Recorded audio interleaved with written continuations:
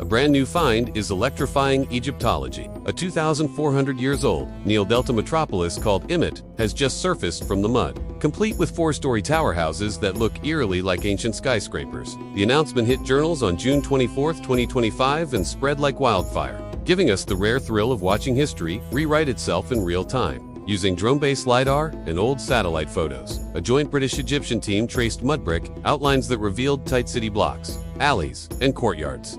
Evidence of dense and vertical living, unthinkable for a late-period provincial town. Imet lies beneath Tel El Faran, northeast of Cairo. Some walls still stand 6 meters high, proving the ancients mastered weight-bearing brick long before Rome stacked its tenements. Inside those tower houses, archaeologists found smashed storage jars, woven red mats, and carbonized grains, hinting at a bustling grain trade hub that may have fed Memphis in the Mediterranean. Bronze fishhooks and loom weights point to cottage industries upstairs, while donkeys and cattle sheltered below. Urban multitasking lifted straight from a cyberpunk city, minus the neon. The Dig Showstopper, however, is a processional road paved with limestone slabs that leads to a ruined sanctuary of Wadjet, the cobra goddess who once guarded the pharaoh's crowns. Green Fianza Shabdi figurines, a bronze sistrum engraved with Hathor's face, and a sandstone stealer of the child god Harpocrates were clustered near the temple gate, suggesting festivals packed the street with music and incense. Why build so high here? One theory says, Emet's elites flaunted status by stacking upward, reserving scarce ground space for workshops and livestock. The towers also lifted families above Nile, floodwater, and choking summer dust while signaling power to river traffic.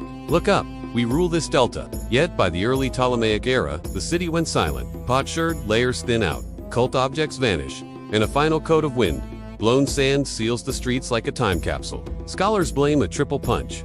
Alexander the Great's conquest shifted trade south to Alexandria. Nile channels migrated west, and the Cobra cult lost royal backing. Without commerce or a patron deity, Imet simply withered, its towers collapsing into telltale mounds. Imet also rewrites our timeline for Egyptian urbanism. Textbooks long claimed high-rise housing began under Roman rule, but these 4th century BCE walls prove native engineers were already thinking vertical. That forces a rethink of labor organization, resource stress, and even ancient building codes. Were there height limits and Pharaonic bylaws we've never noticed? Technically, none of this would have surfaced without 2020's tech. Remote sensing pinpointed voids in the clay, ground-penetrating radar mapped stairwells and silo pits, and AI algorithms flagged brickwork patterns invisible to the naked eye. Where did Imet get the timber to scaffold 4-story builds in a treeless delta? Excavators followed the data, trawls in hand, turning pixels into pottery and GPS dots into doorways. Still, giant questions glow on the horizon. Did the Wadjet cult export pilgrimage relics that rivaled those of Isis and could a fresh Nile flood layer be hiding an untouched upper city waiting farther east? Core samples and micro-CT scans of foundation bricks may yet tell us.